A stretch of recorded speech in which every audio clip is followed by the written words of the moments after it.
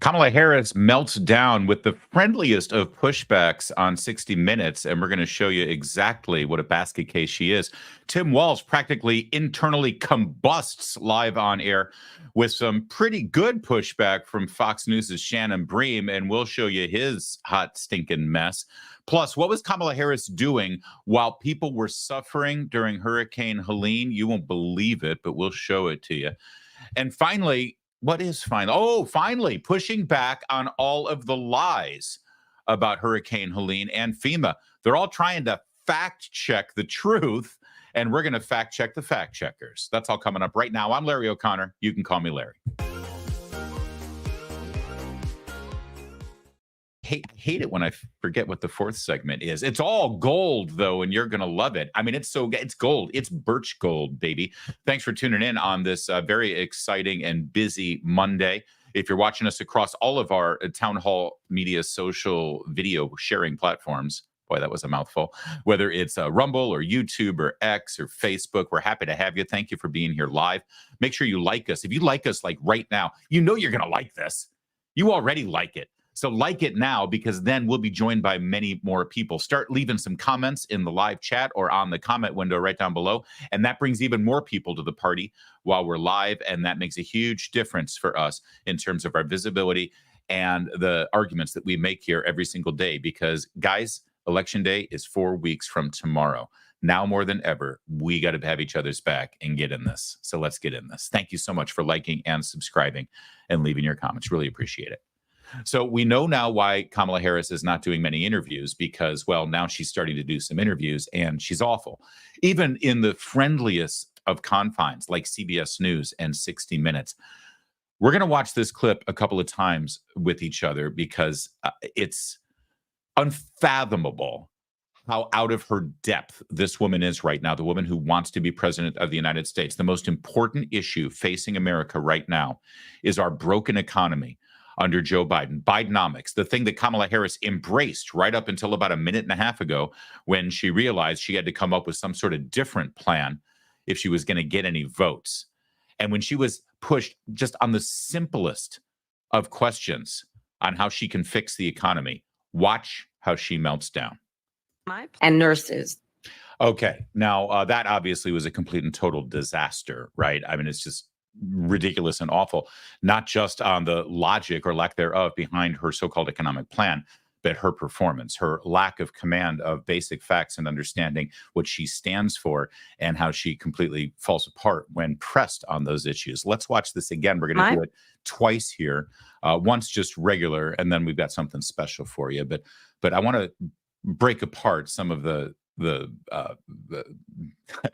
lack of basic fundamental economic understanding here in her plan, but also in real politics here in the United States of America. Listen. The plan is about saying that when you invest in small businesses, this is something that she does a lot. When she knows she's got a friendly who's asking questions, she'll say something and she nods like this. It's one of these things like, you believe me, you agree with me, right? You're on my side. So I'm just going to say something and I nod. It means that you're on my side. It's a little tick that she has.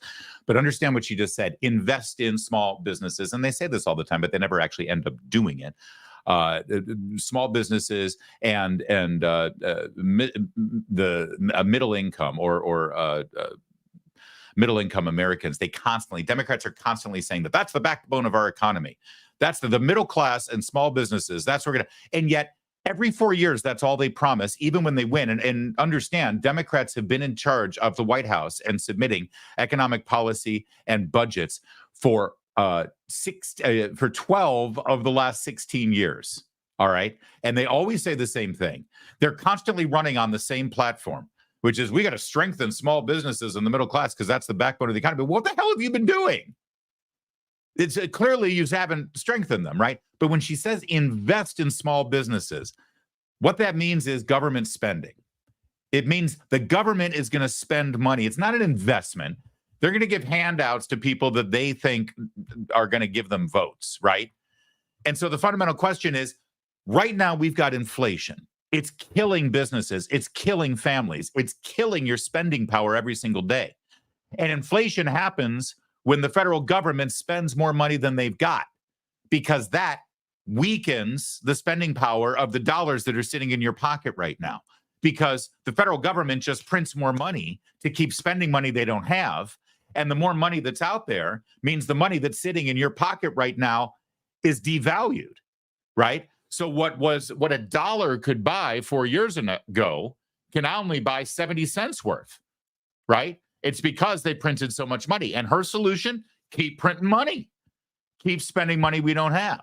Okay, so watch her fall apart here. You invest in the middle class. Invest. And you strengthen America's economy. Small businesses are part of the backbone of America's economy. And I want to just point out here, because you hear her say it all the time on the campaign trail.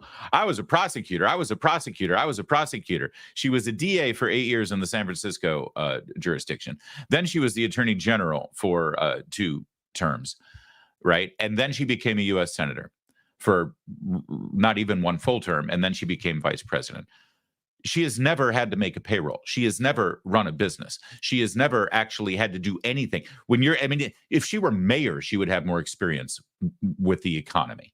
If she was a county supervisor or city councilman, she would have more. She was a DA, she was an attorney general, and then she was a senator. She's literally never had to make any decisions that in any way affect an economy of any scale, let alone the largest economy on the planet. It was only until she became vice president that she theoretically had any say or exposure to how to run an economy. And by the way, she's trashed that economy while she had that job. So now she's talking like an expert. Small businesses and the middle class are the backbone of our economy. You know how she knows that? Because she's heard other politicians say it from her party for the last 30 years of her life, because we all have. It's like one of the stupidest rhetorical devices that's used at any point whatsoever. You want to help small businesses? Get rid of regulation. You want to help small businesses? Get rid of mandates like minimum wages. You want to help small businesses? Lower taxes on businesses. You want to help small businesses? Get out of their way and let them thrive. That's how you help small businesses. But her plan is to invest, which means spending money we don't have. So this guy points that out. This guy now, the slightest pushback, and she has no answers, because all she knows is what she memorized. All she's doing is repeating what we've heard from that. This is exactly what Barack Obama said in 2008. This is exactly what Bernie Sanders said when he was running in 2016. It's exactly what Hillary Clinton started saying in 2016, because she was trying to steal Bernie Sanders voters and ideas, for that matter. This is exactly what she was saying 4 years ago. And by the way, exactly what Joe Biden was saying during the Obama presidency of 2008 through 2016. And then when he ran for president 4 years ago. This is standard Democrat talking points that has not changed for 30, 40, 50 years. The rich have to pay their fair share. How are you going to pay for it? The rich will pay their fair share. How are you going to pay for it? The rich are going to pay their fair share. We're going to invest in this, this, this, and this. Well, we don't have money for that. How are you going to pay for it? The rich will pay their fair share. And that's never what ends up happening. The taxes go up on the middle class. The taxes go up on the upper middle class. The taxes go up on all of us. Fees go up on all of us. Cost of living increases because inflation goes up, which is a hidden tax on all of us. And guess what? The rich keep getting richer. It's amazing how that happens. You know why? Because they're lying about making the rich pay their fair share. And then that class warfare crap that firefighters and teachers are paying higher income tax rates. Well, they're paying higher income tax rates because rich people don't pay income tax. They pay capital gains tax, because rich people don't actually make W-2 wages like you and I do. They make money off of their investments. So now, if you don't like that, that's fine. But you're comparing apples to oranges, literally comparing apples to oranges. And by the way, fair share, the rich, so-called rich, actually end up paying something like the richest 5% in this country pay something like 90% of what goes into the treasury. I'm doing it off the top of my head, but this whole it's a lie. All of this is a lie. All of this is class warfare that's meant to divide us as a nation, and it's always smoke and mirrors. It's never how they don't end up paying it for their investments and their big government spending by having the rich pay their fair share, because the rich are writing the tax codes and they always have loopholes for themselves. So it always ends up being a burden on the middle class or the upper middle class. They just keep changing the rates, the dividing lines. All right. So and then this guy points out, so Barack Obama couldn't even get this enacted when he had a supermajority. How are you going to get this with a Congress that has a Republican time? I won't interrupt as much because you've already heard my response. You've already heard twice now, her meltdown and inability. What I want you to do now, you see her eyes. This is it's a funny thing about Kamala Harris after watching her so much over the last 3 months. The truth is in her lie. The truth of her lies lies in her eyes. I literally just made that up. Can we get t-shirts made, Kevin? I think this could be a t-shirt. We could sell this, maybe a coffee mug. The truth in her lies lies in her eyes. Look at her eyes. Look at her eyes right now. She has trouble making, she's constantly, her eyes are darting. She's looking down a lot. She looks down a lot during interviews. But in this case, when she's pushed back on by this reporter and she has to come up with a quick answer, I want you to watch her eyes each time it happens. Look what we're going to do here. Oh, ho, ho, ho. That's a beautiful thing. All right, now let's watch this one more time and we'll keep a look at her eyes. You see that? Did you see that nightmare of a show that she just put on with her eyes? Like one challenging question. I'm sorry. The question is, how are you going to pay for it? Like a malfunction. Like she's Data on Star Trek: The Next Generation, having to access a database. Oh God, I'm sure. I know we went over this at one point. Rich pay their fair share. That's it. Rich pay their fair share. Did it again. I mean, each time. Isn't that remarkable? Each time. One little pushback that takes her off her talking point that she memorized for an hour and a half before she sat down for this 20-minute interview. Suddenly she has to come up with something on the fly, and it's, I mean, seriously, she's going to deal with Putin. She's going to deal with Xi.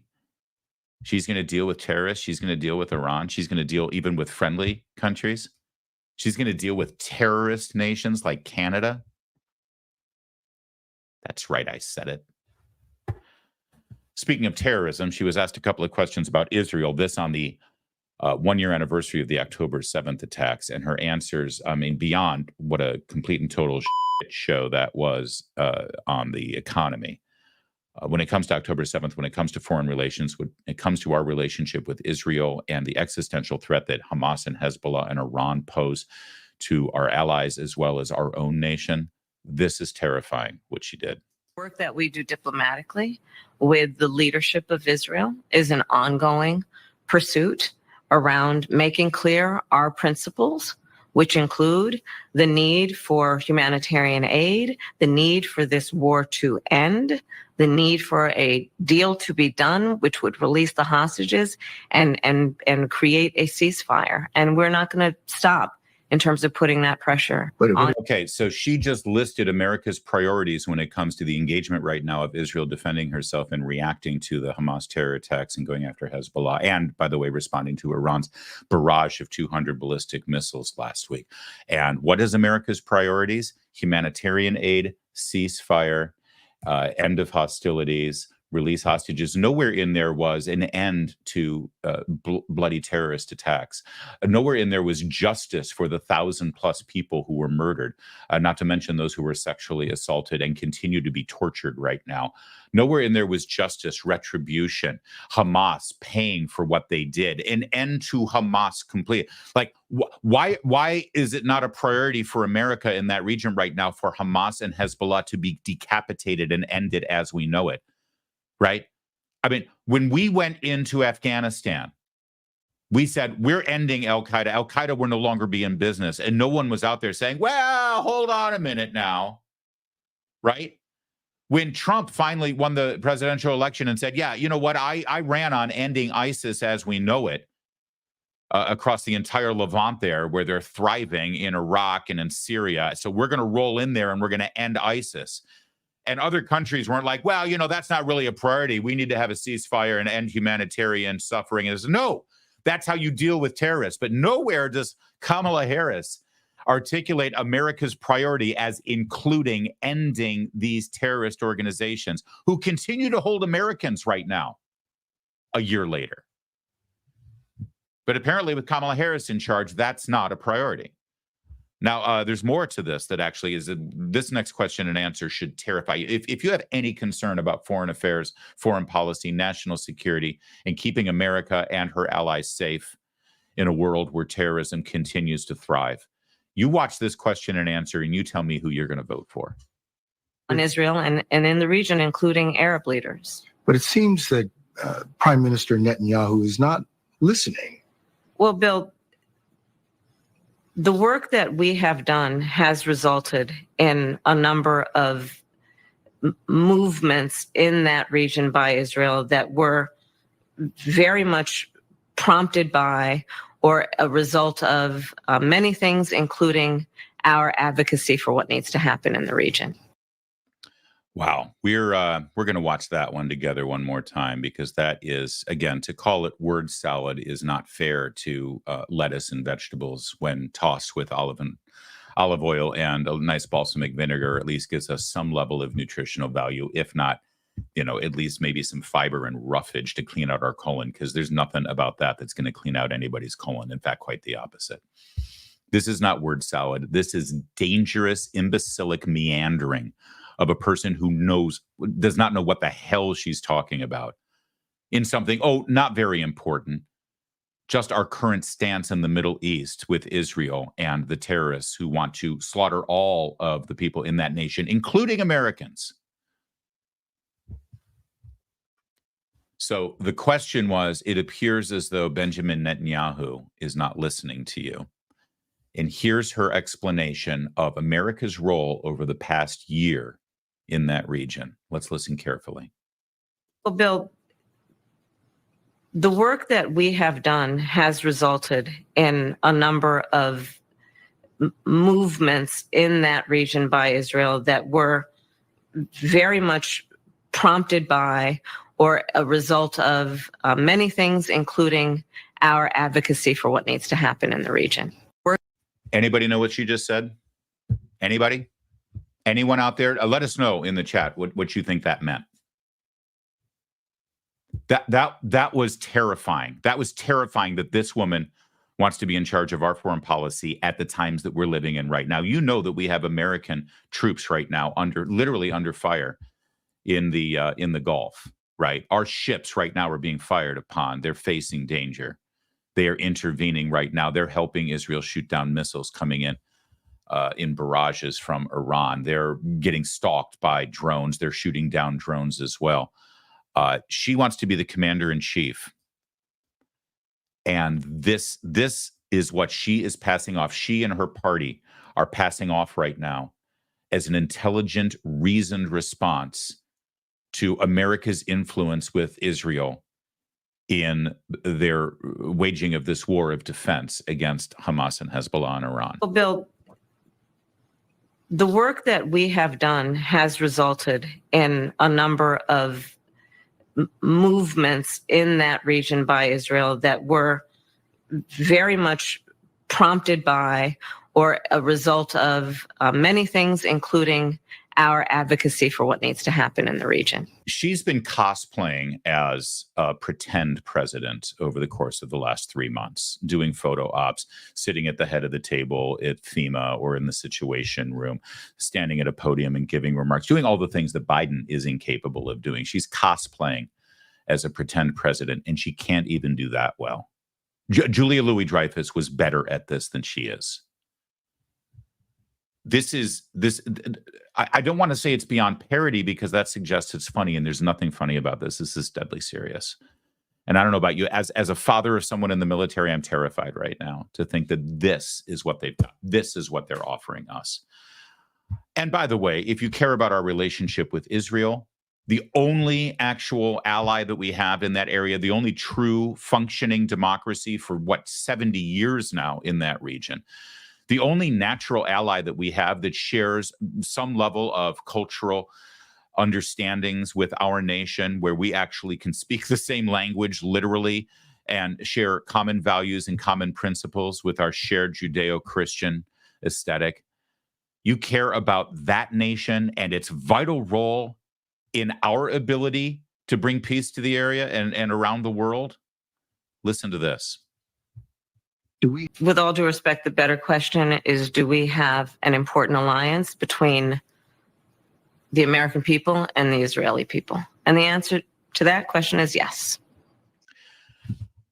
Boy, I'd love to unpack that a little bit, because obviously this is meant as shade and some sort of backhand to Benjamin Netanyahu, which she has no business doing. She's the vice president of the United States. She speaks officially when she says stuff like that, and that's disgusting and that's despicable.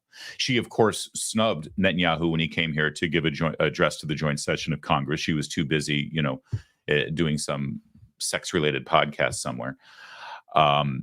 I'm kidding. That's what she was too busy doing to go to North Carolina for hurricane relief. It was insulting. It was embarrassing. It was disgusting. But then if you actually unpack what she had to say, she said, well, the question is, do we have an alliance between the American people and the Israeli people? And the answer to that is yes. So is she saying that the American government and the Israeli government are irrelevant here? If the American government and the Israeli government can't get along, that doesn't matter, because as long as the people like each other, that's all that matters. What does that even mean? It's beyond naive. It's moronic. She's a moron. I'm sorry. She is a functioning moron when she talks like that, barely functioning. And the idea that Benjamin Netanyahu, who is defending his nation, defending his citizens from an existential threat from 3 fronts now, from Hamas, from Hezbollah, and now from Iran, launching an unprecedented number of 200 ballistic missiles that they only acquired because Barack Obama and Kamala Harris's party made sure that they got those missiles. The fact that he, a man who has literally bled on the battlefield defending this nation, who lost his brother during the Yom Kippur War and during terrorist attacks in defending this nation relentlessly against the very same enemies they face today. This is not a new fight. They've been fighting it since their existence. The fact that he is supposed to sit there with a straight face and take military advice from her, from that woman? Guys, choose your fighter. If you're still on the fence, I don't know what. If Israel is a priority, if national security is a priority, if foreign policy is a priority, it's not even close. And let's just, one last thing here to wrap this up. When Donald Trump was president, not only was there peace in the Middle East after he rolled through and made sure that ISIS was wiped off the map there, but by the end of his presidency, Arab nations were signing peace agreements with Israel. Nations that years before Donald Trump became president weren't even acknowledging Israel's right to exist. By the time we reached the 4th year of his term, they were signing peace agreements with Israel and normalizing their relations. We were told by the likes of Joe Biden and Kamala Harris and Barack Obama that if Donald Trump made good on his campaign promise to move the U.S. embassy from Tel Aviv to Jerusalem, that would inflame hatred against Israel and that it would bring on a whole new wave of terrorist attacks. So when Donald Trump did exactly what every president prior to him had promised to do and then never followed through on it, when he did move that embassy to Jerusalem, not only did we not see any rise in terrorist activity, we saw quite the opposite, because President Trump was making a symbolic message, sending a symbolic message to the entire region, saying, enough of this equivocation, enough of this both sidesing. Israel is our ally. We are on their side. We are firmly on their side, and we're moving our embassy to Jerusalem to prove to all of you that if you want to be friends with us, and I'm pretty sure you want to be friends with us, then you will make friends with Israel. And damn it if that's not what happened. And if this matters to you, then your decision 4 weeks from tomorrow just got a lot simpler. So with the massive tax hikes that Kamala Harris is proposing right now, and almost 40% top income tax rate that is on the books, when she says, make sure that the rich pay their fair share, up to 40% will be the income tax rate that she's proposing there, plus a 7% increase to the corporate tax and a capital gains tax increase, including on unrealized gains. So money that you haven't even made yet in cashing out your stocks or your real estate, you'll still have to pay taxes on it. That's the Kamala Harris plan. Well, it means that her proposals are going to add almost $2 trillion to an already $2 trillion deficit. It's time for you to put your savings in more tax-sheltered and inflation-sheltered vehicles. It's time for you to talk to Birch Gold Group. Birch Gold can assist you in converting an existing IRA or 401k into an IRA in gold. And the best news is you don't have to pay a penny out of pocket. That's right. Just text the word Larry to 989898. You'll get a free info kit on gold. There's no obligation. You'll just get information on fortifying your savings before the crazy really starts to hit. They've got an A+ rating with the Better Business Bureau, thousands of happy customers. You should contact Birch Gold too. Text Larry to the number 989898 for your free info kit today. Thank you for that. Hey, Larry. Hey, Kevin. We've got 2 super chats I want to shout out real quick. It's fabulous. Let's talk about the super chats. Thank you, guys. Francie. Oh, it's Francie again with her very cute puppy. Oh my gosh, you're in Western North Carolina. Well, our prayers are with you, Francie, and I hope that everybody's there. Husband is boots on the ground. Your Presbyterian disaster team, you go. Red Cross split and the people sent FEMA packing. Unbelievable. We take care of our own. Harris is missing in action. Please get the word out. Well, you just got the word out, and we would have done it even without the $9.99. But thank you for that. Thank you for the Hurricane 999. And a little later in the program, we're going to focus on what's going on in Western Kentucky or Western North Carolina, and specifically how Harris is MIA. So thank you for that, Francie. Love your puppy. And Ball State alum Stanley Tucci called and he wants his glasses back. You know, Ball State, I've been told so first of all, Ball State alum is a longtime listener and super fan of my work, going all the way back to the early Breitbart days on the Stage Right show. So thank you, Ball State. What a great guy he is. We've met many times in person, and I consider him a friend. And, you know, that's very nice of you, Ball State. Thank you for that, Tom Servo. And, you know, I've been getting some comments about the glasses. I've been wearing these guys. Kevin, you call these my smart guy glasses, right? Which I think is kind of funny. And also a little bit of a backhanded insult, isn't it? That I need glasses to look smart. But people are saying, what happened to your clear lenses? Because I have these clear plastic lenses. And what happened to those glasses? And it's a good question. I don't know. I can't find them. I lost them. I'll find them. I know they're around somewhere. They're in my car, I think, somewhere. I don't know. I can't find them. I can't find my glasses. So in the meantime, I'm wearing these glasses. I could go with contacts. What do you prefer? The smart guy glasses, the clear lenses, or contacts? Let us know in the comments. All right, moving on. Stanley Tucci, though. I like that. Absolutely. Not only is Kamala Harris not putting herself out there for interviews, but of course, Tim Walz isn't either. Although I have to say, credit where it's due. He did show up on Fox News Sunday yesterday with Shannon Bream. But I think in retrospect, the Harris-Walz campaigns prefers that he hadn't. What you're about to see is the first time I've seen any of the Sunday show anchors actually deliver truth about all of the lies we've been hearing over Kamala Harris, Tim Walz, and abortion. I'm talking truth about Trump's stance on a federal abortion law. I'm talking truth about Tim Walz's abortion policies in Minnesota, and also truth about a tragic death that the left is saying happened because of Georgia's abortion laws, but that's a complete and total lie. It's a fraud. Shannon Bream actually brought the truth, and it didn't go well for Tim Walz. Let's watch. I want to clarify what the law is there in Minnesota. Abortion Finder, a website that helps women find access, says abortion is legal throughout pregnancy in Minnesota. There is no ban or limit on abortion in Minnesota based on how far along in a pregnancy you are. You signed the bill that makes it legal through all 9 months. Is that a position you think Democrats should advocate for nationally? Look, the vice president and I have been clear. The restoration of Roe versus Wade is what we're asking for. But that law goes far beyond Roe v. Wade. To make her own choice. The law is very clear. It does not change that. That was been debunked on every occasion. But wait. Let's agree. What you signed is there's not a single limit through 9 months of pregnancy. Roe had a trimester framework that did have limits through the pregnancy. The Minnesota law does not have that.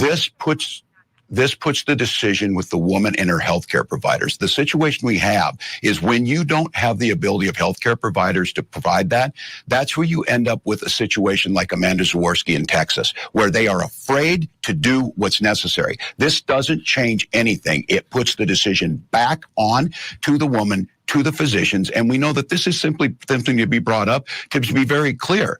Donald Trump's asking for a nationwide abortion ban. Wait, he has said that he has said repeatedly that he will not sign a national abortion ban. Are you calling that it's a flat out lie? Yes, of course. And Senator Vance has in the past said so too. Now, look, they may see this as an election issue. We see it as a right of women to make their own bodily decisions. And that's what the states like my state have the ability to put that in. States like Georgia force women to cross the border, and then we have a death of Amber Thurman. So let's be very clear. Trying to cut hairs on an issue on this is not where the American public's at. They want the restoration of Roe versus Wade. Vice President Harris said she would sign it. That's what we'll do when we're elected. But to be clear, the Minnesota law is far beyond Roe v. Wade. And about the Amber Thurman case in Georgia, her family has, and it's tragic, she is a young mother who left behind a young son. But what her family has said is it was a complication from an abortion pill that she received. And she didn't get proper care when she went to a Georgia hospital, which had multiple opportunities to intervene there. Her own attorney, the family's attorney, says it wasn't the Georgia law, it was the hospitals. What he claims is malpractice, not treating her when she clearly showed up in distress and still had the byproducts of her pregnancy because of that rare complication from the abortion pill. So just to be clear on the Georgia law and how her family and her attorney sees it. That I want to was, clear. Absolutely brilliant from Shannon Bream. I was applauded when I saw that. I literally stood up in my house and applauded her because, and honestly, and I like Shannon Bream, and I think she did a fine job of, in a very clear and cohesive way, just deliver the facts about that. But isn't it funny that just delivering the facts about this mythology that has been created by the Democrats, by Harris, by Walz, by the activists, and of course I'm talking about activists like Kristen Welker and Maureen Brennan and George Stephanopoulos, the hosts of the other Sunday shows, that just delivering the facts about this deserves applause. They have been lying to you. They have been lying to you. They have been lying to you about every aspect of abortion. And the biggest lie about that whole thing was, Trump may see this as a campaign issue, but we see it as a human fact. Like, they don't see it as a campaign issue. It's all they've got to campaign on is fear-mongering over abortion. This guy even claimed that Donald Trump was going to have a national pregnancy database that would track people's pregnancy. It's an outright lie. They are terrifying people in this country to try to get them to vote. And it's despicable.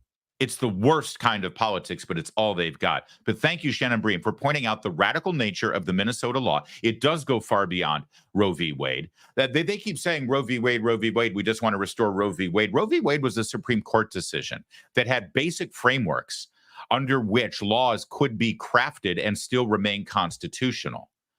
And I assure you that a death right up until the moment of birth was not mentioned in the 1972 decision. Go back and read it. But it's certainly in Tim Walz's Minnesota law. But this is just the tip of the iceberg with regard to his absolute Hindenburg meets Titanic performance on Fox News Sunday. Not only can this guy not answer questions, but he certainly can't answer any tough questions. Shannon Bream continues. Wall Street Journal says this after you were chosen to join the ticket. As the Democratic governor of Minnesota, Tim Walz signed into law initiatives allowing immigrants in the country illegally to apply for driver's licenses, qualify for free tuition at state universities, and enroll in the state's free healthcare program for low-income residents. Are those not magnets to draw people here, many times on dangerous journeys for themselves? And why should your taxpayers in Minnesota or across the states pay for those programs? Well, that's not the vice president's position, but I will say this. Minnesota ranks as a top 5 business state. We rank as a top 3 state for children living, and we're the top state for healthcare access. I would also add this. We also have some of the safest roads. So the question is, you're giving all these freebies and benefits to people who enter the country illegally. By the way, things you don't even do for U.S. citizens. And isn't that a magnet to draw more people to come here illegally into this country and then end up in your state? And his response is, we've got really safe roads here in Minnesota. Really safe roads. All right. I think my favorite part was, well, Kamala Harris doesn't agree with those policies. Okay, but she picked you as her running mate, dude. I mean, don't you think that's relevant here, pal? More Tim Walz? You betcha more. The vice president has made it clear that she has policies that make a difference. Her border policies are the most strongest, the fairest we've seen. But now, Governor, you know, a lot of people, including your own party, would not join that statement. There are millions of people who have come here over the last few years that, they see this as an open border. Well, simply, we have a policy. Donald Trump sees it as a political. Look, James Langford in Oklahoma, the Border Patrol agents, the Wall Street Journal, the Chamber of Commerce, all said pass this legislation. You have to have Congress to authorize 1,500 new border agents. You have to have Congress to authorize DOJ to speed adjudications on these asylum claims. Those are things that would actually work. Donald Trump told us for 4 years he would deal with this. He didn't. He didn't build his wall, 2%. Mexico didn't pay for it. This is a real bill that has bipartisan support. It has the experts on board, and it starts to tackle these issues. All right, so the lies that need to be exploded here. First of all, the Border Patrol never endorsed their approach. The only thing about this so-called bipartisan bill that they were on board with was increased funding for what they had to do with, but they've already decried them and told them stop citing us as a supporter of this, number one. Number two, even James Langford has now sort of pulled back on this thing. It had bipartisan support. It never even made it to the floor for a vote. The Republican minority wouldn't even bring it to the floor. So that's hardly bipartisan support. This is all a fig leaf that they're throwing out there. And of course, they're not going to have any level of majorities in the House and the Senate. So their entire policy right now, when asked about the border, is, well, we want to pass that thing that we couldn't get passed earlier this year with majorities in the Senate and a barely slim majority in the House. Their own Democrats are running away from this thing. Joe Manchin didn't support it. Kirsten Sinema didn't support it, I don't believe. And there's certainly plenty of members of the House Democrats that wouldn't support it. So it's a lie. They're constantly lying. All they can do is lie about this so-called bipartisan bill. And as Shannon Bream pointed out, millions of people have entered this country and they have no solutions in any way whatsoever. Don't turn to the governor of Minnesota to figure out how to solve the problems on our southern border, I think is a good lesson here. But the meltdown continues here. I mean, this was just a disaster for Tim Walz at every turn. Republicans came out against it long before President Trump indicated he didn't like it either. Listen, before we go, because I wish that we had a full hour, I want to give you a chance, because you called yourself a knucklehead this week, to talk about some of your misstatements. Yes. You've modified your story or explained that you misspoke about things involving your military rank, about carrying a weapon in war, your 1995 DUI arrest, using IVF to have your beautiful children, Gus and Hope, being in Hong Kong and China in the summer of 1989 during the Tiananmen events. A lot of people would say they couldn't get away with saying, I'm just too passionate, my grammar's not right, I'm a knucklehead. What do you say to the American people who think, I don't know that I can trust this guy with all those modifications to be the potential commander-in-chief of this country? By the way, can I just, again, I like Shannon Bream. I do. I've gotten to meet her on several occasions, and she's really a good person. Can I just say how artfully that was done? Because she's sort of disarmed. Even Walz is smiling. Because it was sort of disarming the way she did it. Because she said, you know what, listen, before you leave, I want to give you a chance. I want to give you a chance. I want to give you a chance to respond to this, because you called yourself a knucklehead at the debate for this one thing. But, you know, that's just scratching the surface. Here, we've prepared a graphic of all your lies. And she does it with hey, you know what? You haven't had a chance to address all of your lies to the American people. So let's do it right now, because we're just that nice and generous to you. We'll give you a chance to address them all. God, Shannon Bream's, she's the boss in this interview. So let's hear Tim Walz respond to his misstatement. I did like that Fox News made it misstatements. They're lies. He's been lying. It's not a misstatement. It's a lie. Do you say that to your kids? Who ate these cookies? I didn't eat the cookies, with crumbs all over the face. Honey, I can see the crumbs on your face. You ate the cookies. Oh, I'm sorry. It was just a misstatement. Is that what we do when we confess? When you go into confession and you ask for forgiveness for your sins for lying and bearing false witness? Is that was the commandment? It's not bearing false witness. It's just making false misstatements. Thou shalt not make misstatements. Forgive me, Father. I made a misstatement here and there. Oh, you lied. You bore false witness. Thank you. Thank you. Let's move on, shall we? Yeah, well, I think they heard me. They heard me the other night speaking passionately about gun violence and misspeaking. And I got to be honest with you, Shannon, I don't think people care whether I used IUI or IVF when we talk about this. What they understand is Donald Trump would resist those things. Look, I speak passionately. I had an entire career, decades before I was in public office, they know, and I'm very proud of my 24 years in service and my record. I have never disparaged someone else in this, but I know that's not what Donald Trump does. They disparage everyone, did personal attacks. I will own up when I misspeak. I will own up when I make a mistake. Let's be very clear. I will own up is the new standard now. I will own up, and he hasn't owned up, of course. I'll own up when I misspeak, when they're actually lies. Oh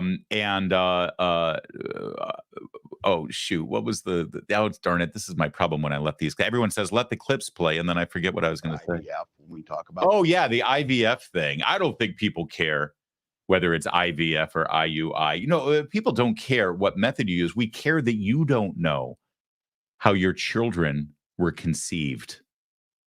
You either lied about it to make a, which is, let's be clear, that's exactly what this was. As soon as IVF was in the news, he decided to grandstand and thump on his chest and say, my own children wouldn't be born today if Republicans had their way because they're against IVF. Really? Your children were conceived via IVF? No. Oh, so you're saying your children would have been conceived? Yes. So you lied? Yes. So this whole, it's all just, so the misstatements continue, apparently. Again with the misspeak. But is it, again, fundamentally, and maybe it's just because I'm a man and I think that this is sort of something men care about, but I'm pretty sure women care about this too. Forget about the lies for a second. He says he misspoke. He sort of, I misspoke when it came to how my children were conceived. Why isn't this man clear about how his own children were conceived? Why doesn't he have a clear handle on how his wife was impregnated? Maybe it's me. Maybe I prefer the hands-on approach. I don't go laissez-faire when it comes to how sperm is put into my... You get my point. I don't want to get too graphic. All right, there's more, Tim Walz, though. There's more. We're seeing economists talk about Donald Trump's proposal to add a 20% sales tax will cost $4,000. Okay. That's everybody. That's not me saying it. And just to note, that is a tariff, which, by the way, this administration not only kept most of the Trump tariffs, but they added their own as well. So that's got to be part of the conversation. Again, Shannon Bream on the spot with it, saying, oh, yeah, he's going to raise taxes. Actually, it's a tariff, and every single tariff that Trump put in, Biden kept and expanded on. You don't see this from any of the other. Where was Dana Bash on this? Where were the moderators in the debate on this? Shannon Bream deserves a lot of praise. One more thing as they move to foreign policy, because, you know, the position of the governor of Minnesota who wants to be commander-in-chief or one heartbeat away from it, his position on foreign policy is going to be really enlightening, right? Because, you know, other than going to China 30 times, and getting God knows what from the commies in Beijing, he doesn't have much else on foreign policy. So how about the Middle East there? How about the Middle East there, Timmy?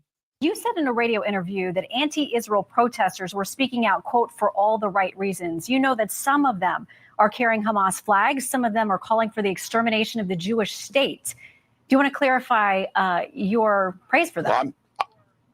Well, I'm certainly not talking about them. I'm talking about the people who understand that we have to end the humanitarian crisis, but they understand we need to return the hostages, bring peace to the region. Look, I will always defend people's rights to First Amendment, but that's not the folks I'm talking about. Those folks are not speaking for the entire group. So I think it's very clear on this. Israel's right, as we've stood with them. Anti-Semitism has no place in this country, and Vice President Harris has been clear about that. I've been clear about it. But the ability to bring a peaceful solution and understand Israel's right to defend itself, the return of the hostages, and Gazans' right to live in peace too, is something that we're trying to get to. And that's going to take the leadership that we've seen out of Vice President Harris, being able to hold this coalition together. And again, when Iran launched their missiles this week, she's in the Situation Room. Yeah, she was in the situation. It's her job, buddy. What coalition is he talking about, by the way? We got to hold this coalition together. What coalition? There's no coalition. Israel is doing all the fighting. What coalition is he talking about? Number one. Number two, he said the Gaza protesters are doing it for all the right reasons. All the right reasons. Well, some of those reasons is Jew hatred. Some of those reasons is anti-Semitism. Some of those reasons doesn't want Israel to exist. Some of those reasons is literally pro-Hamas. And now he's claiming, oh, I didn't mean those people. Well, okay, that's what you said. It's what you said.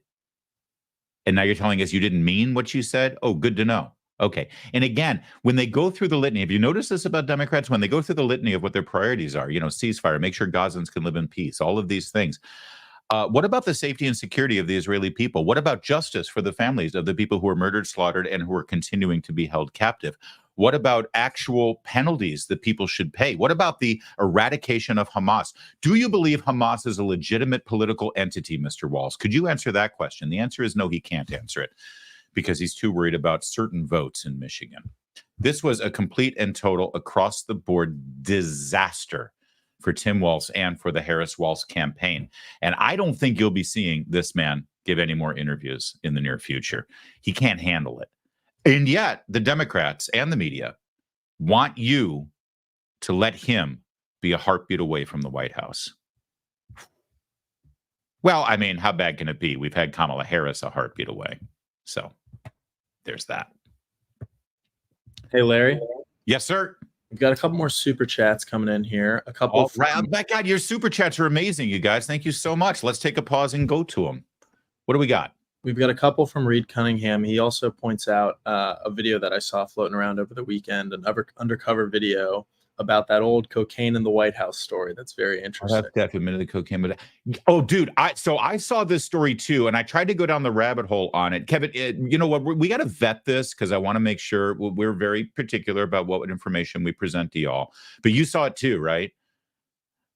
Yes, I did. Yeah, we're still looking at this. It's going to get into our rundown if we can get a little bit of verification on some questions we have. But let's face it, it's not beyond the realm of possibility, I think. But Reed, thank you so much for the super chats as well. Very kind of you to throw several 5 and a 2. Thank you very much, man. That was very. Doesn't Reed Cunningham sounds like a pretend name though, doesn't it? Doesn't that sound like an anchor man? That's all for the news. I'm Reed Cunningham. You stay classy, San Bernardino. I'm just saying, I like that. Thanks, Reed. Appreciate We've also got 2 more from right. Dennis Harmon, both $25. Dude, Dennis Harmon, that's fantastic. Thank you so much. Did you mean to do both of those? That's great. Oh, man, that is... Dude, Kevin, what's the Big Mac Fund up to now? We're going to have Big Macs for life. We got a major Big Mac party coming up here. Maybe that's what we'll have on election night. Are we ready to announce our special election night coverage yet? I don't think we are. Let's just tease it, though. We're going to be doing a special live election night right here, just so you know. So make sure you stay tuned. We're going to be ready to announce that coming up very soon. But Dennis, thank you so much. That is amazing. You guys are awesome. We're not asking or begging for super chats, but they are more than welcome, and they go a long way to helping us continue doing what we're doing.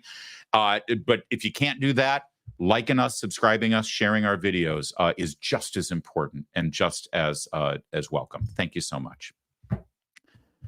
For all of those people who are suffering in Western North Carolina right now as they are continuing to go without infrastructure, without electricity, without communications, and frankly, without being able to talk to any of their loved ones, there are still people missing. Lord knows, I think that the death count is over 250 now, and we're not sure how high it's going to go. It is so devastating. And a lot of you are wondering, where is FEMA?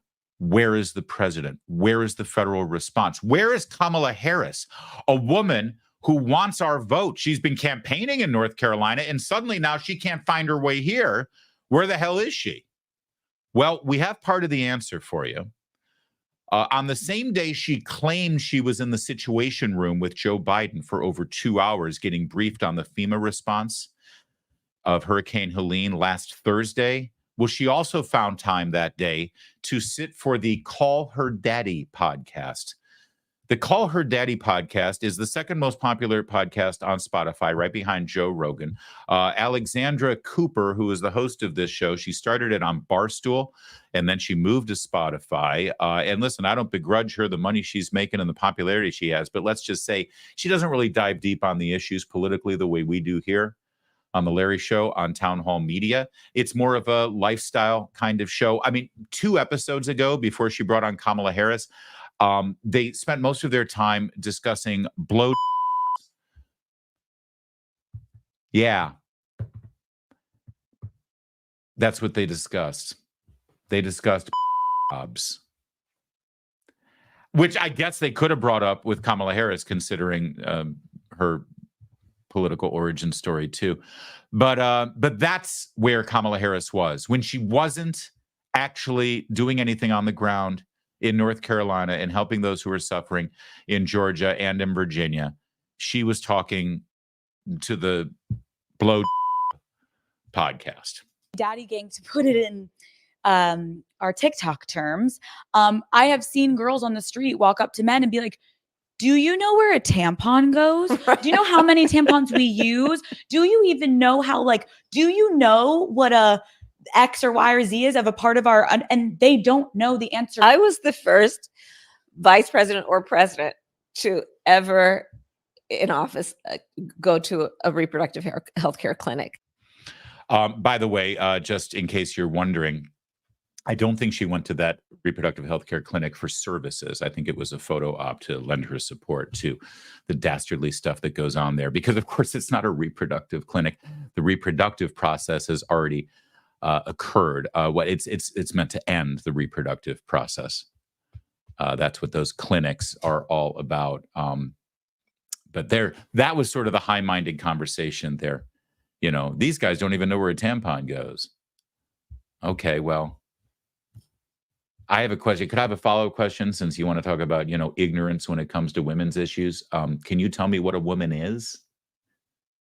Because I'm told now that men who are born with male parts are supposed to get free tampons in the boys' room in high school. So I'm thinking Tim Walz doesn't really know where a tampon goes, right? I'm just saying. But yeah, while Kamala Harris was doing that, this was the reality on the ground in Hurricane Helene's devastation. People have lost everything. There's nothing here. We're 9 days post-hurricane, and that was the first FEMA drop I've seen here in the Swannanoa area. I haven't seen a FEMA agent yet. This is all local volunteers from abroad, as far as Washington State, are coming out here to help and pick up the slack that's been left behind from our government. And President Trump, he's not even in office, but yet he's still getting a Starlink. He's doing his best. He's shaking all the trees. If we're talking about federal assistance, I didn't see my first FEMA truck until, what is today, Saturday? I didn't see my first FEMA truck until Thursday afternoon, Thursday evening. And all I saw was a FEMA truck with a satellite on it, parked in a corner underneath some shade trees in the parking lot with no signage, no information. I don't know why they're there. The word from the people that we talk to, and they say, when we say, who else has been here? Can we help? Maybe we can work together. They're like, you're the first ones, or the only other people that have helped us is another private, citizens that are just basically our neighbors or our friends trying to help us. They hadn't seen anyone from the federal government yet. When our vice president talks on the TV about $750 for FEMA, yeah, that's not good. The only information that I've gotten about FEMA actions on the ground has been an attempt to sort of stop some of the volunteer efforts, especially, there's a medical support trailer that's here by volunteers. They have doctors and registered nurses. They're all licensed doctors and registered nurses. They were told they couldn't do what they were doing because it was not being federally controlled or something along those lines. I've seen one helo come in, and I was told that was FEMA, and that was it. Today was the first FEMA delivery that I've seen or I've heard of in the entire region. All right, so that's the testimony from men on the ground actually doing the work. And there's nothing greater than seeing Americans helping out their neighbors, helping out their fellow citizens, and lending a hand and not sitting back and waiting for the government to do it because the government ain't coming. That was them, what they saw, and their accounts of what was going on during the devastation. And it's across the way. Have you seen anybody interviewed, even on friendly media? Because everyone's like, oh, well, these are media lies trumped up by Fox News. Okay, well, where's Anderson Cooper and Chris Cuomo in their tight black T-shirts standing in waist-deep water, reporting live from the storm zone, interviewing people saying, thank God for Joe Biden, thank God for Kamala Harris. The FEMA response has been fantastic. Isn't it amazing how you're not seeing any of those reports? First of all, of course, Anderson Cooper and Chris Cuomo and everybody else. Isn't it weird how the cable news networks are not sending all of their crews down there to cover this like they do every other time when there's a Republican in the White House, especially this close to an election? But you would think that if these are all lies and this is all misinformation, trumped up by right of center media, then it would be really easy to get to the truth. Let's have the eyewitness accounts from the people who are thanking God that FEMA has been there to save their lives. And you're not seeing any of it. And while that's going on, let's just remind you. Daddy gang, to put it in our TikTok terms, I have seen girls on the street walk up to men and be like, do you know where a tampon goes? Do you know how many tampons we use? That's what Kamala Harris was doing.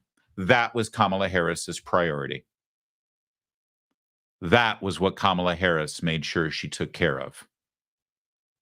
Now, over the weekend, obviously, the memo got out, and it was not good optics for Kamala Harris to be so removed and disengaged from the relief efforts. So they decided to bring her down to an area where they were, I think this is in Georgia, where they were putting together care packages. Take a quick look at how effective she was in this photo op. Look at this.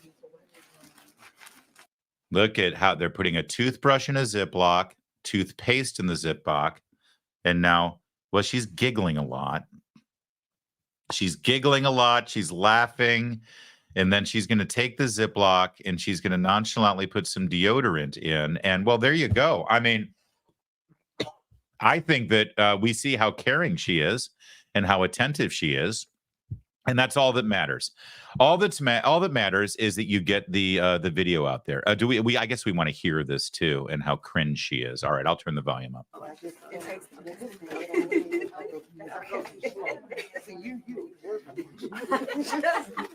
You don't work out. Yeah. Okay. Slow down. Yeah, you know what? People are dying.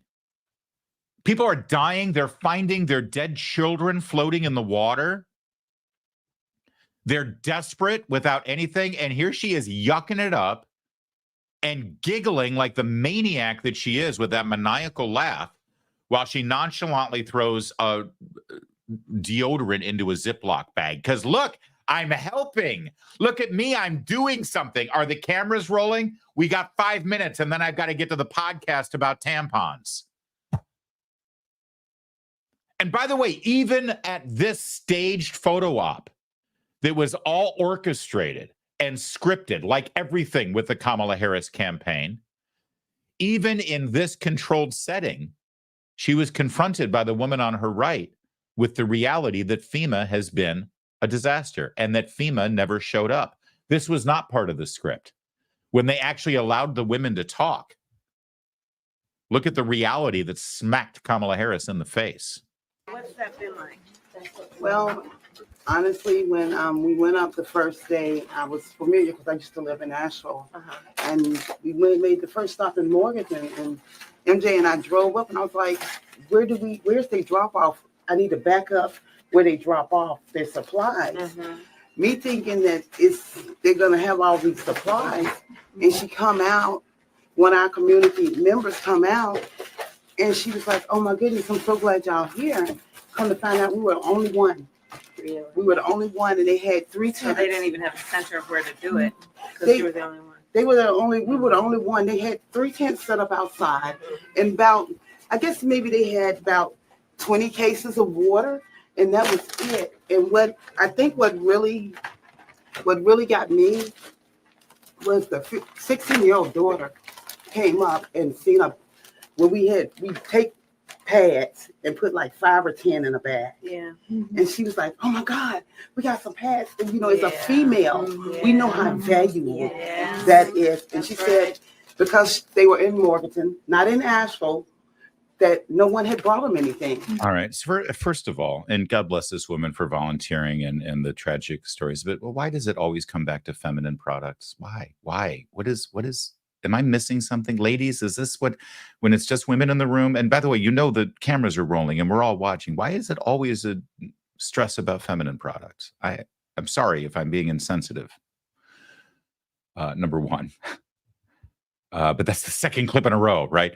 But secondly, Kamala Harris is hearing about this and hearing how no one was there and they didn't have anything. And maybe they finally showed up and there was a tent there, but no one was doing anything. And they had like 60 cases of water and that was it. And they didn't have any other supplies. And thank God for this private. And Kamala Harris is like, yeah, that's terrible. As if she's like an innocent bystander here. She's cosplaying as president. She's pretending to actually have influence and be in charge. And in no way can she actually say, oh my God, this is outrageous. Okay, could we get the FEMA director on the line, please? What do you mean they're not there and no one's doing anything? I was told otherwise. She's like, well, that's terrible. Yeah, well, good. Thanks for sharing your story. That's great. Did we get our video now? Can we move on? Because I've got another podcast to do about more feminine products that need to be discussed. On the ground, as she was leaving, she had some heartwarming and encouraging words for all of the workers and volunteers. Madam Vice President, what did you hear about the administration's response today?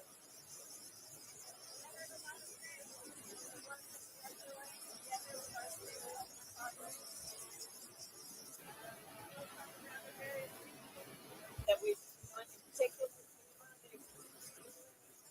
They've been on the ground before this and continually through today, and we're in this for the long haul. And I think that what we've seen on the ground here is the best of what we all can do. Prioritize taking care of the Right. So wait a minute. She just said that what she's heard is people thanking her for the great response from FEMA and all the great, but actually we just saw what one of the women unprompted said, which was FEMA was barely here. And when they were here, all they had was 20 cases of water. What the hell? Right. So and again, I just want to implore my friends in the corporate media who are claiming that FEMA's doing a hell of a job down there with this hurricane, if I can coin a phrase from Hurricane Katrina. If they're doing such a great job, instead of asking Kamala Harris for her secondhand account of all the praise that the people are giving FEMA, could you just show us an interview of these people? Could you talk to them? Could the reporterette who's sitting there screaming at her as she's about to board Air Force One, maybe instead of going up the back stairs of Air Force One and going on a free flight to wherever else Kamala Harris is going, maybe you should stay there and you can go and talk to the hurricane victims and ask them what they think of FEMA. That would be some good journalism there. Give it a try. Give it a thought. But I see, I'm old enough to remember the Katrina journalism that went on. As we keep hearing, and we're about to, well, you know what? I'll save this thought for my next segment. We'll just cut this segment on the edit right where I ended it there on going and asking questions. All right, let's move on to the next. Larry, we have 2 more super chats. Holy Moses, it's Super Chat Monday here. You guys are awesome. Tommy Ratcliffe, FEMA stole the care package I sent to North Carolina. Oh, serious? Wait, what? They stole it? How does FEMA intervene on care packages that are sent? Tom, and actually, killer guitar there. Is that a Les Paul? That's beautiful. Thank you for the $5. I'm glad we could get that out there. If you can, you know what? Send an email to larryoc@townhall.com. larryoc@townhall.com. I want the details of that, and we'll try to shed some light on it. All right, Tommy? Thank you for that. And Dwight Patel of the Republican Party of Maryland. Dwight, send me the information, dude. You've got my email. Or if you don't, larryoc@townhall.com. If you need me for that Governor Walker event, I'll be there. I love how I'm so hard to get to that people are sending super chats to get my attention. Am I that inaccessible, Kevin? I feel like people can find me. Anyway, Dwight, very nice of you. You're a great man, Dwight. Thank you so much. It's like, these are friends of mine, and they have to throw money at me to say hi. I should do that. I should stop taking text messages from people and just say, you want to send me a message? Super chat me during the show. You know where to find me. Apparently pointing out the documented evidence that shows that the Department of Homeland Security spent upwards to $1 billion to relocate illegal immigrants in this country all over the nation, give them shelter, give them benefits, give them health care, give them food. If you point that out and at the same time point out the fact that the Secretary of Homeland Security, Alejandro Mayorkas, says now that they don't have enough money for hurricane relief to make it through the hurricane season. If you point out those facts, you're peddling in misinformation. Let me repeat that. If you point out the facts about the FEMA budget and where the money has been spent and the fact they don't have any money for hurricane relief, you're guilty of misinformation. This, according to the White House, the Biden administration, and of course, all of their faithful, loyal, loving journalists who run Sunday shows like this woman, Kristen Welker. Kristen Welker had Senator Tom Cotton on and wanted to talk about misinformation, but she made the mistake of giving this FEMA talking point as evidence of the misinformation. She made the mistake of laying out the FEMA narrative and saying, but of course, that's not true. And well, the mistake she made was saying that to Tom Cotton. My broader question to you, I think, is about this misinformation. Do you think this is a time to put falsehoods aside, like the idea that FEMA funds are being redirected to migrants, which is just not true? Well, it is true that FEMA and the Department of Homeland Security have been spending billions of dollars on migrants. I understand some people say they're separate funds, but we just passed a short-term spending bill. It's very common for the administration to come and ask for permission to move money between funds, especially to prepare for emergencies. And second, I would note that this administration seems to have no problem finding money when they want to spend it on their priorities. When they need hundreds of billions of dollars to pay off student loans for graduate students in gender studies programs, they somehow find it. When it's trying to get helicopters to deliver food and water and cellular service and life-saving medicine into these mountain valleys, they somehow can't seem to find the money. Yeah, did you hear how Kristen Welker was trying to jump in there and interrupt him because it didn't quite go the way she was expecting? I think she thinks her job is to parrot the White House talking points whenever possible and to say that conservatives are lying about things. But where's the lie? Thank you, Tom Cotton. The guy is absolutely ferocious lately. He's been absolutely the best, frankly, I think, surrogate for the Trump campaign when he does these appearances. Literally, where is the lie? FEMA spent this much money on illegal immigration, which by definition is not an emergency. It's not something FEMA is supposed to do, right? You can make the argument that it should come from, ICE or from Border Patrol or from Health and Human Services, or maybe I've got an idea. I mean, I know this is going to be outrageous and I'm really thinking outside the box, but maybe, just maybe, if you've got a crisis of people coming to our border and crossing all across Mexico from Central America and South America, or flying in from Haiti or from China or from God knows hundreds of countries around the world and creating a humanitarian crisis on our border, maybe you shouldn't all let them in. And maybe it's not our problem to deal with. And maybe it shouldn't be our tax dollars that solves this problem. Maybe if you keep the border closed, people won't be coming here and it won't be an emergency that we have to deal with. That's just a thought. But in the meantime, if you are going to let them in, maybe it shouldn't be the money that's been reserved for hurricane relief and other natural disasters that actually fixes this problem that you've created. So Tom Cotton makes a great point. This is not misinformation. It is 100% true that they've spent money on that, budgeted money for the Department of Homeland Security. And this administration never wavers at the opportunity to ask for more money for anything. And he makes a great point about the student loan thing. They didn't have any money allocated to pay back people's student loans, but they figured out a way, didn't they? But instead, Alejandro Mayorkas is there hat in hand saying, we got no more money. We got to, we got to spend all our FEMA money on this other stuff. We got no more. You got to give us more money. And the only response from Kristen Welker is, well, they're lying.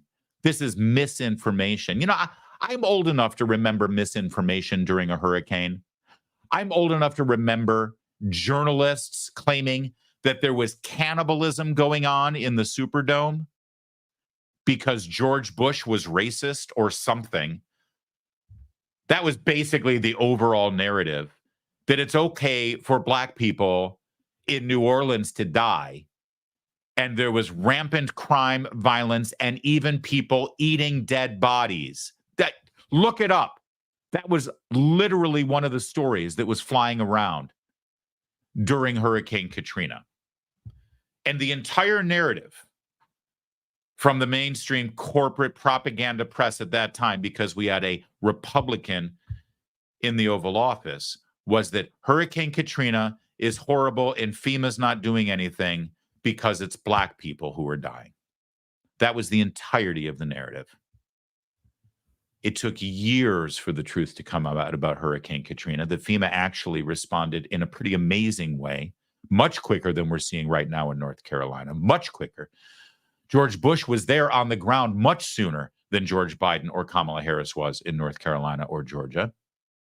And if there was any delay and problem at the beginning of Hurricane Katrina, it was squarely on the shoulders of Ray Nagin, the mayor, Democrat mayor of New Orleans, and the Democrat governor of Louisiana, who didn't even ask for FEMA assistance at the beginning of the crisis. So I'm sorry. You want to start talking about misinformation in the wake of a hurricane. They're saying that these men who were down there on the ground saying FEMA's keeping us from being able to help our neighbors, FEMA's getting in the way of us giving private assistance, they're not letting us fly drones. Pete Buttigieg put out a video saying don't fly drones over the storm damage because you're hampering air traffic. There's no air traffic to speak of there right now because nobody's going in to try to rescue anyone at any sort of rapid pace. They don't like that the drones, low-flying drones are in there assessing the damage and trying to find victims because they're in the process of damage control. Not hurricane damage control, political damage control. They don't want the drones flying because the videos that the drones are taking are then going viral because the American people are able to see on social media exactly how bad things are. And they don't want you to see it. And then they call it misinformation. They're calling actual facts and actual information misinformation. But if Kristen Welker really wants to focus on lies right now in the news and misinformation being thrown out there by political figures, maybe she should check this woman out. She might look familiar to you.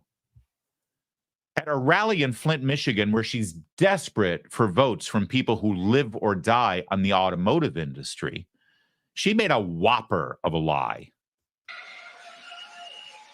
And Michigan, let us be clear, contrary to what my opponent is suggesting, I will never tell you what kind of car you have to drive. But here's what I will do. I will invest in communities like Flint.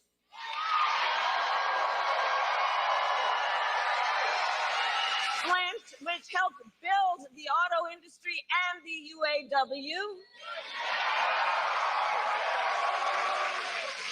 We will retool existing factories, hire locally, and work with unions to create good-paying jobs, including jobs that do not require a college degree.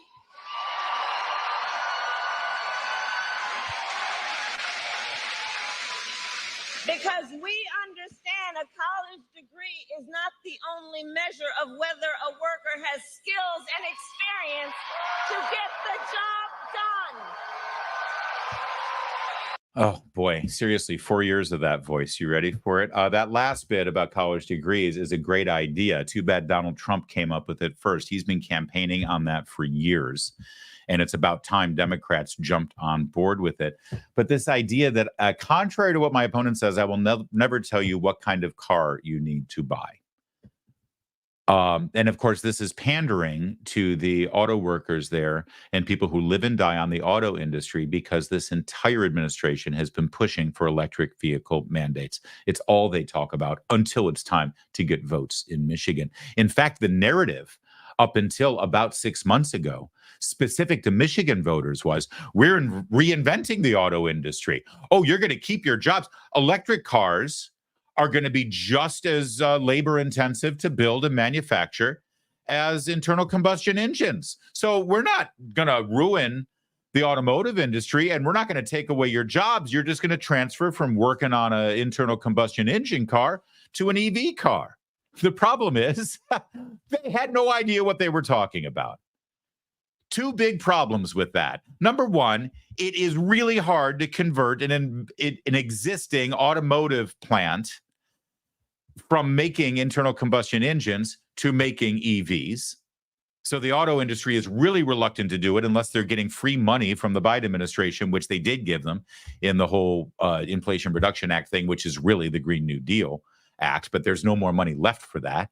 But it was all subsidized, number one. And number two, and probably the most important thing that they didn't understand about the automotive industry, is that you don't want to buy electric vehicles.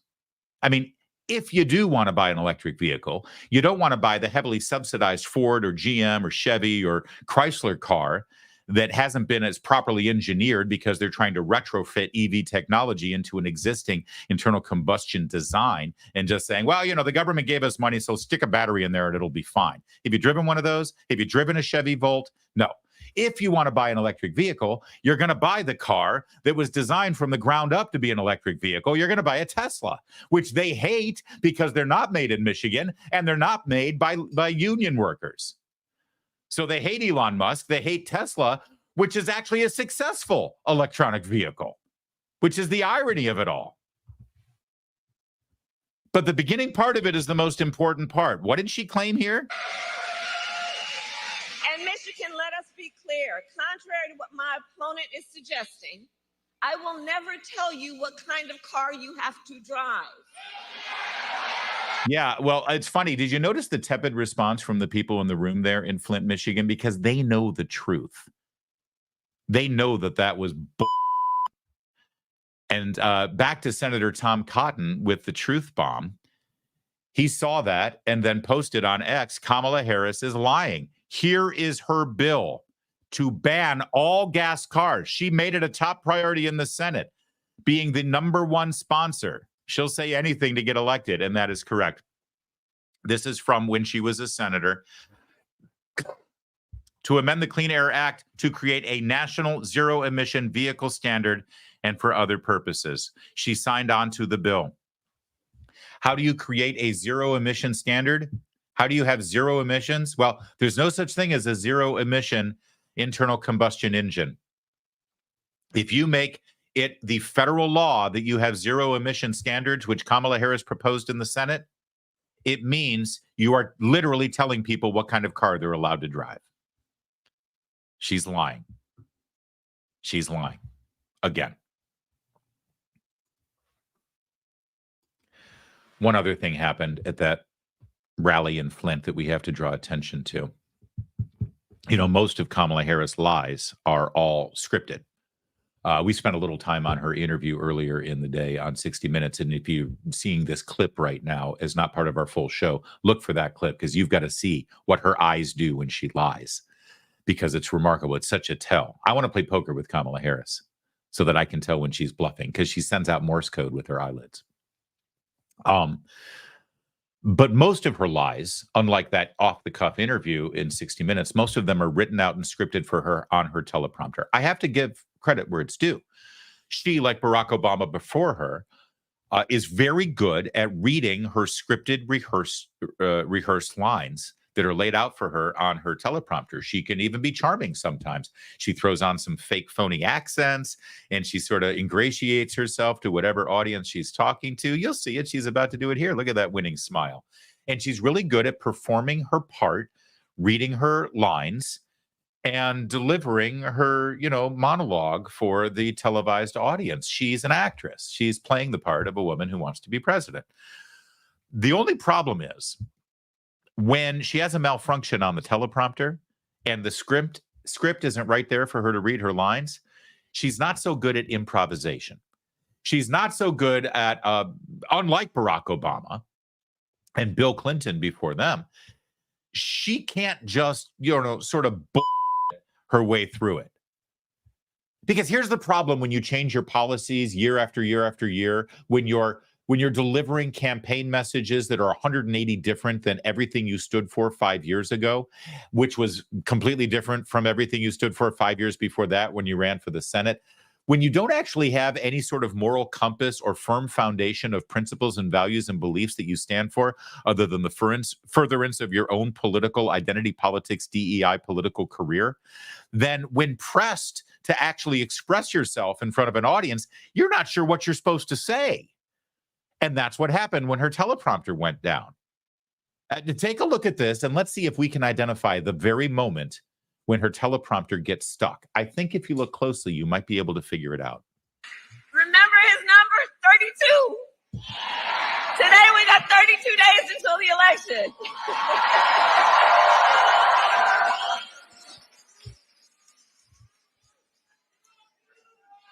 So 32 days. 32 days. Okay, we got some business to do. All right. 32 days. And we know we will do it.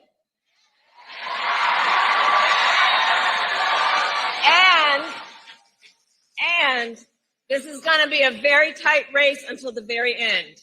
This is going to be a very tight race until the very end. We are the underdog, and we know we have some hard work ahead. I love that they're the incumbent. They're flying around on Air Force One and government planes, but they're the underdog. Let's not forget it.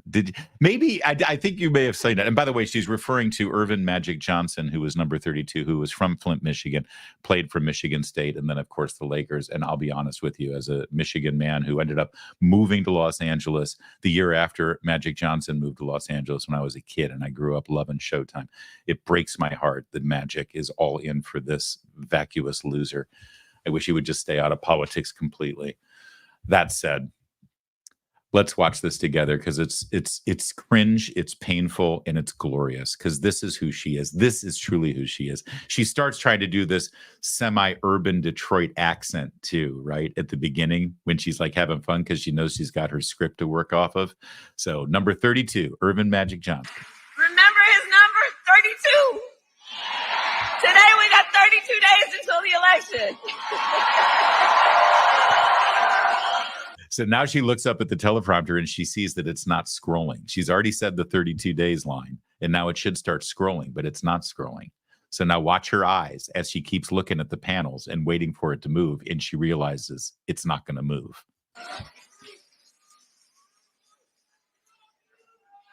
So 32 days. 32 days. Okay, we got some business to do. Now she's trying to put the charm offensive on because she's panicking now. And she's like, oh, I know. I'll just use the power of my personality to push through this until they get it fixed. So, all right, now we got some business to do. So she's trying the accent again. But within 20 seconds, she's going to realize that she can't sustain that. And you're going to hear how the voice changes and she has to drop the accent because it's all out panic mode with flop sweats. All right, 32 days. And we know we will do it.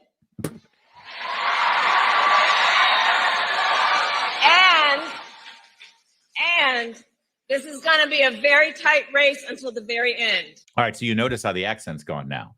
None of this, we got some business to do. And you remember his number 32, right? And that's gone.